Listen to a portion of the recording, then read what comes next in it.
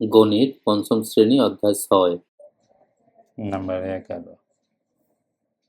11 নম্বরই হলো উপকূলীয় একটি উপজেলায় জনসংখ্যা ছিল ৭৬,৩৫০ জন। সমুদ্রের উপকূলে পানির উচ্চতা বৃদ্ধির কারণে 4% লোক মানুষ অন্যত্র চলে গেছে। ওই উপজেলায় বর্তমানে কতজন লোক আছে? তাহলে মোট জনসংখ্যা ছিল ৭, তাহলে গেছে কয়জন? 4% লোক চলে গেছে। তাহলে প্রতি 100 জনে চলে গেছে 4 জন। তাই 1 জনে চলে গেছে কত?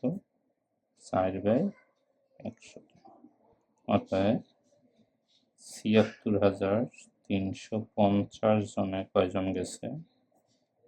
104 গুণ ৭৬,৩৫০।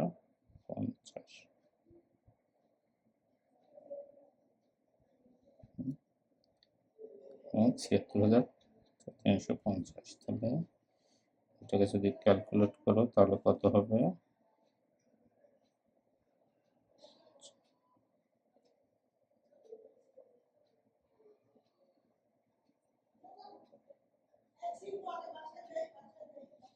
ক্যালকুলেট করো তাহলে আসবে ৩,০৫৪ জন। তাহলে ৩,০৫৪ জন লোক উন্নত ছিল। তাহলে বর্তমানে আছে ৭৬,০০০ ছিল প্রথমে ৭৬,৩৫০ বিয়োগ ৩,০৫৪। তাহলে ৩,০৫৪, তাহলে বর্তমানে আছে ৭৩,২৯৬ জন লোক।